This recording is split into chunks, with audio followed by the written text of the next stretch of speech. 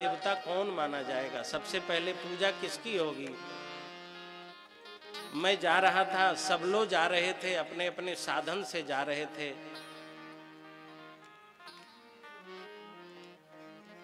नारद जी से मैंने पूछा, हे नारद जी, सब लोग अपने साधन से जा रहे हैं, मेरे पास साधन कमजोर है, मैं चूहे पर बैठ करके जा रहा हूं।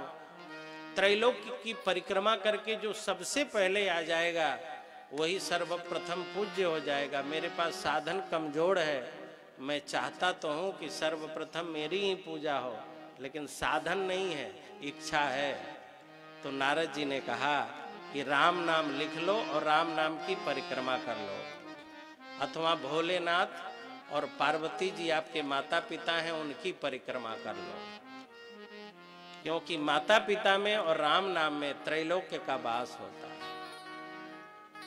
नारद जी गए, भोलेनाथ तो तुम पुनि राम राम दिन राति राम राम जपते ही रहते हैं, परिक्रमा करके और आकर के बैठ गए। अंत में घोषणा हो गई कि गणेश जी सबसे प्रथम पूज्य हो जाएंगे। ये गणेश जी का विश्वास है, स्थूलता है, गतिहीनता है, लेकिन मन में विश्वास है, संस्कारों के प्रति समाधान है, संस्कारों के प्रति लगाव है। व्यास जी ने गणेश जी से कहा कि आप चलिए, आपके पास विवेक है, आप बुद्धि के देवता हैं, विवेक के देवता हैं, आप चलें, लिपिबद्ध करें, मैं भागवत महापुराण की रचना करूंगा और आप लिपिबद्ध करना। व्यास जी के आग्रह पर गणेश जी आए हैं और सम्याप्रास आश्रम बद्री नारायण में सरस्वती नदी के तट पर भागवत महापुराण की रचना प्रारंभ हुई। सरस्वती ज्ञान का प्रतिनिधित्व करती है और ज्ञान की भूमि ही भागवत भूमि।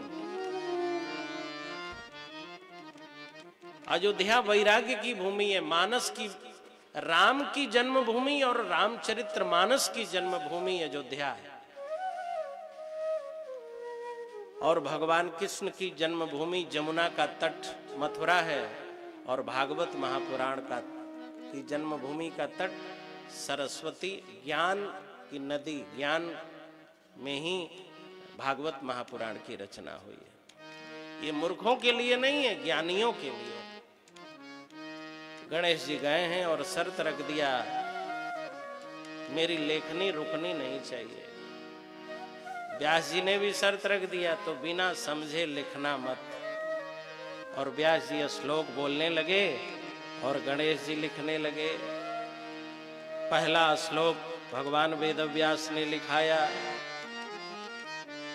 जन्माद्यस्य यतोन्मयादितरतश्चार्थे सभिज्ञः स्वराट् तेने ब्रह्महृदाययादिकवये मुह्यन्ति यत्सूरयः तेजो वारिमृदां यथा विनिमयो यत्र त्रिसर्गो मृषा धाम्ना स्वेन सदा निरस्तकुहकं सत्यं परं धीमहि।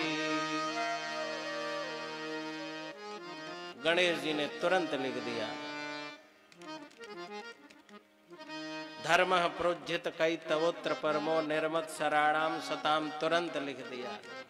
गणेश जी कहते हैं और जल्दी जल्दी निर्माण करो, रचना करो। भगवान वेदव्यास को लगा जल्दीबाजी में कहीं भाव न छूट जाए। फिर भगवान वेदव्यास ने कहा कि भगवान श्री कृष्ण का जन्मोत्सव हो रहा था, भगवान ने सभी भक्तों को सूचित कर दिया था, मित्रों कल हमारा जन्मदिन है, आप सबका निमंत्रण है। शाम से ही मनसुखा तैयार होके बैठ गया, मैया कल हमारे कन्हैया का जन्मदिन है, हम लाला के जन्मदिन में जाएंगे। मैया बोली कि मनसुखा तुम लाला के जन्मदिन में जाना चाहते हो तो जाओ, लेकिन जरा ये तो विचार करो कि लाला के जन्मदिन में तो ब्रह्मा जी इंद्र जी, शंकर जी, कुबेर जी बड़े बड़े आएंगे भेंट लेकर के और भगवान कृष्ण को भेंट देंगे, तो तुम इतने गरीब आदमी हो, तुम्हारे भेंट को वहां कोई स्वीकार करेगा? तुम्हारे भेंट का कोई वहां मूल्य होगा? तुम्हारे भेंट का कोई वहां आदर होगा? और बेटा क्या लेके जाओगे? तुम्हारे पास है क्या कि लेके जाओगे? कुछ तो ऐसा है नहीं। मनसुखा ने हट किया तो मैया ने आम के पत्ते पर गाय का गोबर रख करके दिया और कहा, जाओ मनसुखा, जा करके भगवान श्री कृष्ण के ललाट पर टीका लगा देना, चंदन लगा देना और कह देना, यह गाय का गोबर ही हमारी भेंट। और मनसुखा भगवान श्री कृष्ण के जन्मोत्सव में गाय का गोबर लेकर के पहुंचा। भगवान श्री कृष्ण ने देखा सभी देवी देवता मेरे जन्मोत्सव में आए हैं और बड़ी बड़ी भेंट लेके आए हैं, लेकिन भगवान तो प्रतीक्षा कर रहे थे उसकी जिसे मैंने कुछ दिया ही नहीं, वो क्या भेंट लेके आ रहा। यदि किसी पिता ने आपको 1000 रुपए दिए हो तो संभावना है कि बेटा लौटते समय पिता के लिए एक पान अलग से बनवा के लाए, पिता के लिए कुछ भेंट लेके आए। लेकिन पिता को तो उस बेटे का भेंट प्रभावित करता है जिसको पिता ने 1 रुपया न दिया हो, और वो देखता रहता है कि अब मेरा बेटा मेरे लिए क्या लेकर के आता है। मनसुखा को परमात्मा ने कुछ दिया नहीं था, भौतिक रूप में संपदा कुछ नहीं दिया था। इंद्र को तो देवेंद्र बना दिया, राजा बना दिया, इंद्र तो लेके आएंगे ही। कुबेर को तो भगवान ने अपना वित्त मंत्री बनाया है, वो तो लेके आएंगे। लेकिन मनसुखा को तो कुछ भी नहीं परमात्मा ने दिया है। मनसुखा लेके क्या आएगा? लेकिन गरीब था किंतु भाव था, तो गाय का गोबर लेके आया और टीका लगाया और कहा, लाला हमारे घर में कुछ नहीं था, हमारी मैया ने गाय का गोबर दिया और कहा कि ललाट में लगा देना टीका। और भगवान ने गोदी में उठा के कहा, मनसुखा आज तूने मेरा जन्मदिन सफल कर दिया। जब इन भावों को वेदव्यास सुनते हैं तो आंखों से झरझर झरझर आंसू बहने लगते हैं। इन भावों को जब गणेश जी सुनते हैं तो गणेश जी के आंखों से झरझर झरझर आंसू निकलने लगते हैं। गणेश जी को समाधि लग जाती है। फिर वेदव्यास जी कहते हैं कि भगवान कृष्ण के जन्मोत्सव में एक दिन पूतना जहर लेकर के पहुंच गई। अहो बकीयम स्तन कालकूटम, बकासुर की बहन बकी जो बकुली के रूप में थी लेकिन सुंदरी बनी, अपने दूध में हलाहल जहर मिला लिया और भगवान के दरबार में पहुंच गई। माँ यशोदा से कहने लगी, लाला को मैं दुग्ध पान कराना चाहती हूँ। मैया को क्या पता जहरीला दूध लेके आई है। मैया ने कहा, जाओ दुग्ध पान कराओ। और पूतना ने भगवान को गोदी में रख लिया और दूध पिलाने लगी। ब्रह्मा जी ने पूछा, प्रभु इसे किस नरक में भेजना है? भगवान ने कहा, नरक में बिल्कुल न भेजना।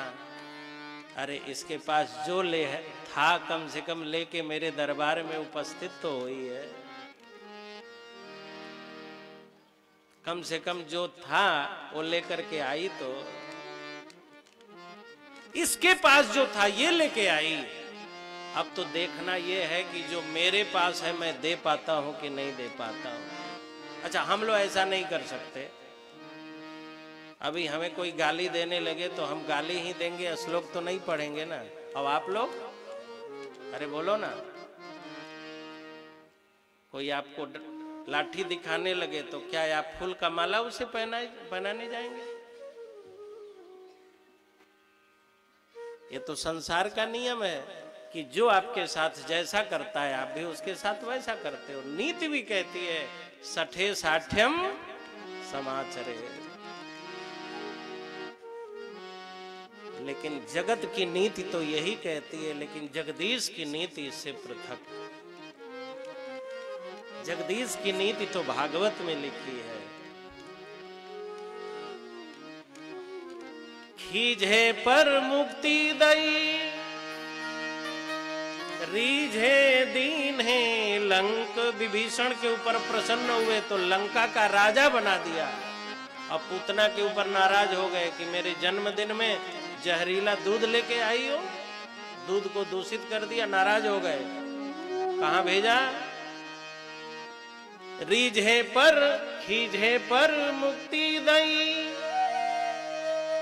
खीझे पर मुक्ति दई, रीझे दीन है लंक। अरे अंधा धुंध दरबार है, तुलसी भजो निसंग। ये नाराज होते हैं तो अपने बैकुंठ में भेजते हैं, और प्रसन्न होते हैं तो विभीषण को लंका का साम्राज्य दे देते। अहो बकीयम स्तन कालकूटम। गणेश जी महाराज की लेखनी जिस भागवत महापुराण में लगी हो, वेद व्यास भगवान की वाणी जिसमें लगी हो, वही भागवत महापुराण अद्भुत महापुराण, अपूर्व महापुराण। कोई ऐसा ग्रंथ नहीं है जिसमें गणपति और वेद व्यास दोनों एक साथ कार्य किए हैं। इसलिए सनातन धर्मावलंबी भगवान वेद व्यास और गणेश जी महाराज को सम्मानित करने के लिए, दोनों को आदर देने के लिए भागवत का बहुत आदर करते हैं। प्रसंग कहां से प्रारंभ किया? भागवत महापुराण का प्रसंग महाभारत युद्ध। अच्छा, महाभारत कब होता है? महाभारत मतलब तो आप लोग जान रहे हैं कि नहीं जान रहे हैं? नहीं मालूम? कहीं हल्ला गुल्ला हो रहा हो और किसी से पूछिए क्या हो रहा है तो लोग क्या कहेंगे? रामायण हो रहा है। यही कहते हैं ना? क्या कहते हैं? अरे भैया क्या बताएं, आज घर में महाभारत हो गया, मोहल्ले में। और माताओं बहनों, आपको नहीं मालूम महाभारत के विषय में? एक लड़की का ब्याह हो रहा था, लड़के वाले देखने गए थे। लड़के वालों में से एक बुजुर्ग व्यक्ति खड़े हो गए, बिटिया हमारा घर में बहुत धर्मात्माओं का घर है, वैष्णवता है हमारे परिवार में। रामायण जानती हो, गीता जानती हो, महाभारत जानती हो, भागवत का नाम सुनी हो? लड़की प्रसन्न होके बोली, हाँ हाँ बाबूजी सब जानती हूँ। बुजुर्ग आदमी ने कहा, कुछ सुनाओ बिटिया, हमारे घर की बहू बनने वाली है, कुछ सुनाओ, क्या जानती हो रामायण भागवत गीता महाभारत? बिटिया ने कहा, रामायण सुन लीजिए, विवाह के बाद महाभारत देखते रहना। रोज सुबह सुबह न महाभारत दिखा दिया, लाइव दिखाऊंगी पूरा।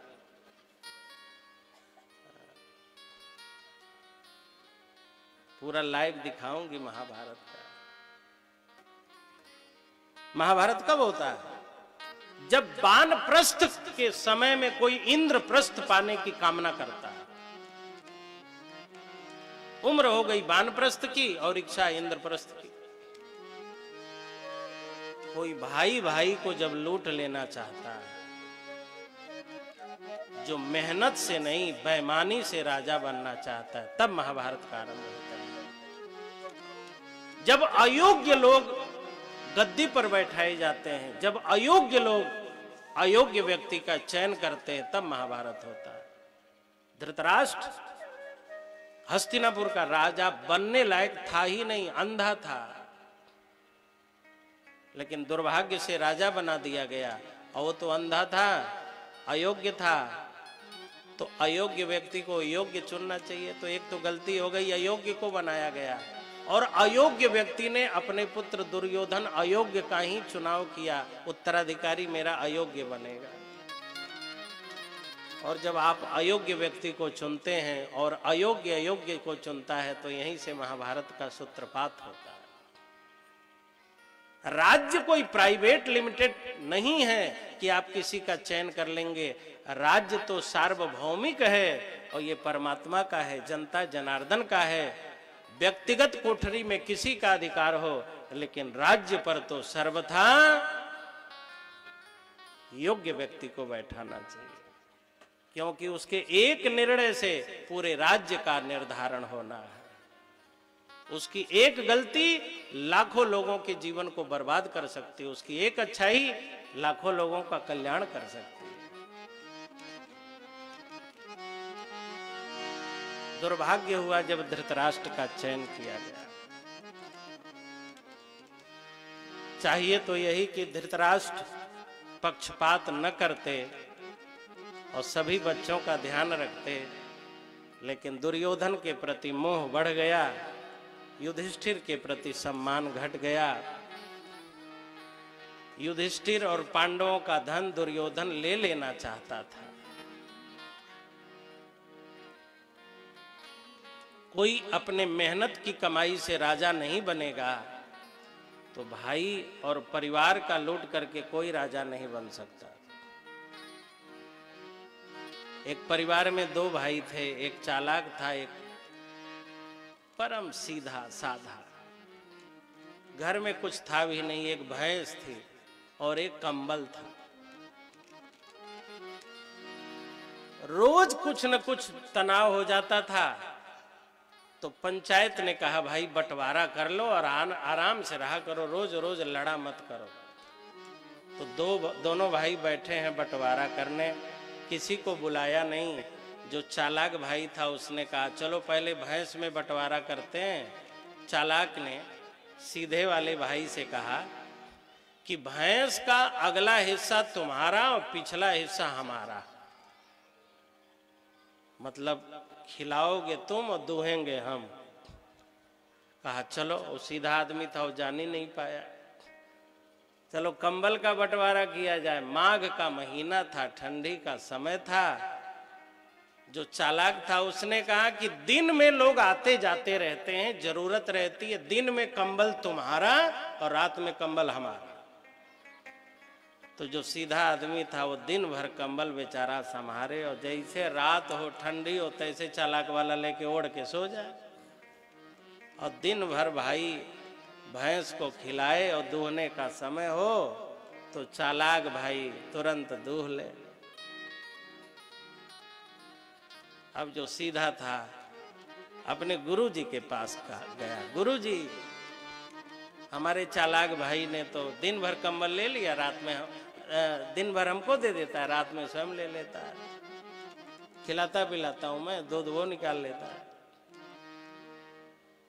गुरुजी ने कहा चिंता न करो, जैसे दूहने बैठे लाठी लेके भैंस के मुंह पे मार दिया करो।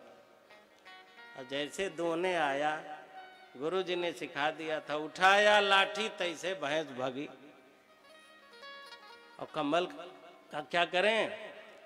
तो गुरुजी ने कहा बस दिन भर कंबल रखो और शाम जब हो तैसे भिगा दिया करो, और अपने भाई साहब को कह दिया करो लो तुम्हारे हिस्से का कंबल ओढ़ो। और 2-3 दिन जब ठंडी के मारे परेशान हुआ तो सब चालाकी चली गई।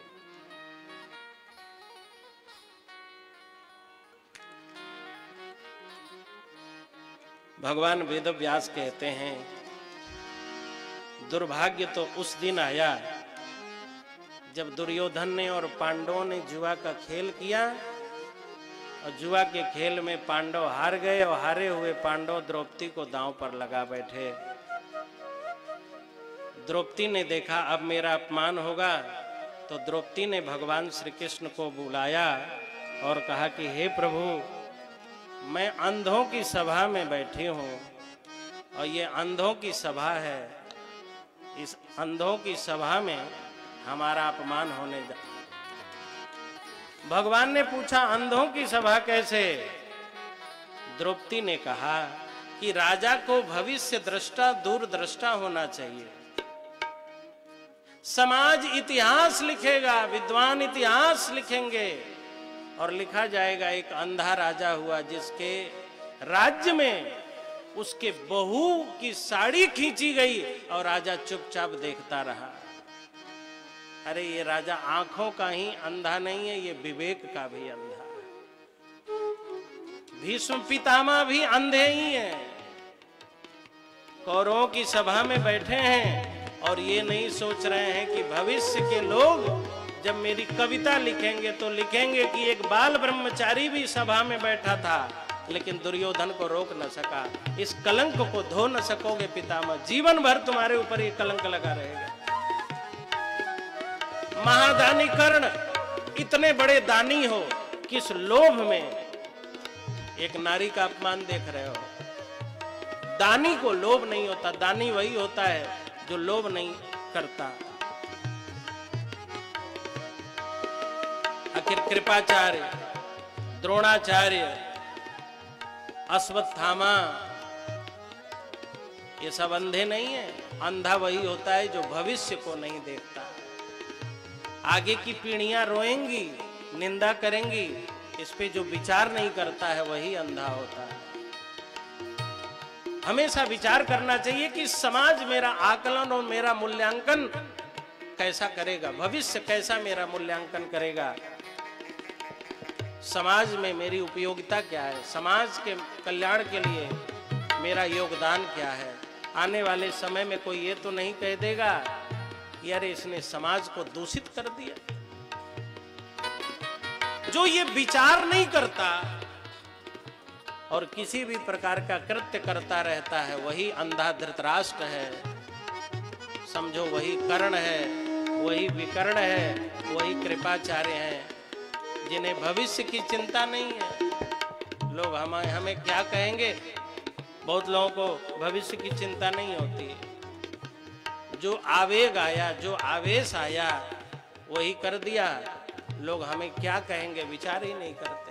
हम किस वंश के, किस खानदान के, हमारे बाबा दादा कैसे थे, कुछ विचार नहीं। राजा को भविष्य दृष्टा होना चाहिए। भीष्म के ऊपर प्रश्न चिन्ह लगा, कर्ण के ऊपर प्रश्न चिन्ह लगा, अश्वत्थामा के ऊपर प्रश्न चिन्ह लगा है। बताइए, अश्वत्थामा चिरंजीवी हैं, कृपाचार्य चिरंजीवी हैं, दो चिरंजीवी बैठे हुए हैं और नारी की साड़ी खींची जा रही है। अपने घर की बहू की इज्जत लूटी जा रही है, नग्न करने का प्रयास किया जा रहा है। कुछ लोग प्रयास में हैं, कुछ लोग मौन हैं।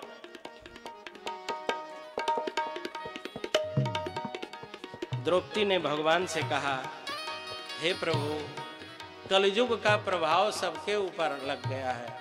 भगवान ने कहा, अभी तो द्वापर चल रहा है, कलयुग तो आया ही नहीं है। अच्छा, ये कलयुग जिस दिन सतयुग बना उसी दिन कलयुग का भी निर्माण हुआ,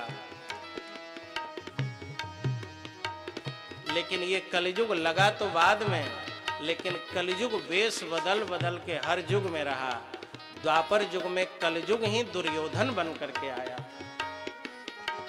ये दुर्योधन कौन है द्वापर में? कलयुग है। और कलयुग का प्रभाव यदि इस समय लोगों पर पड़ा है तो कलयुग का प्रभाव, कलयुग दुर्योधन है, दुर्योधन का प्रभाव कर्ण जैसे महादानी पर पड़ा। और आज के समय में भी कलयुग का प्रभाव अच्छे अच्छे लोगों पर पड़ा। द्रौपदी ने पुकारा, हे गिरधारी, हे गिरधारी, हे बनवारी, लाज रखो मोरी, हे गिरधारी, लाज रखो मोरी, हे गिरधारी, हे गिरधारी, हे बनवारी, लाज रखो मोरी, हे गिरधारी, लाज रखो मोरी, हे गिरधारी।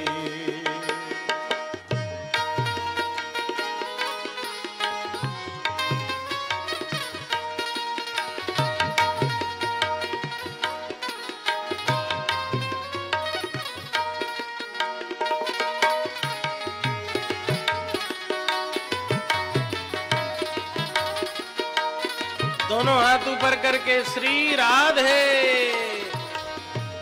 पांच पति से नीचे किए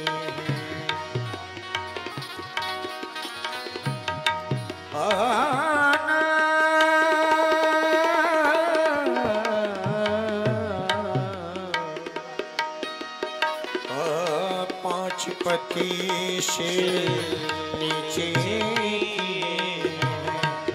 पांच पति से नीचे किए पांच पति से नीचे किए पांच पति से नीचे किए हैं वही गधा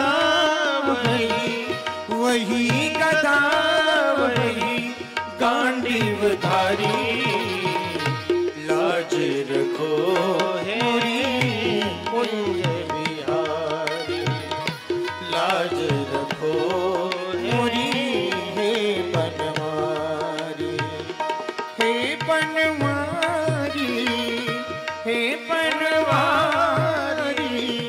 कुंज बिहारी लाज रखो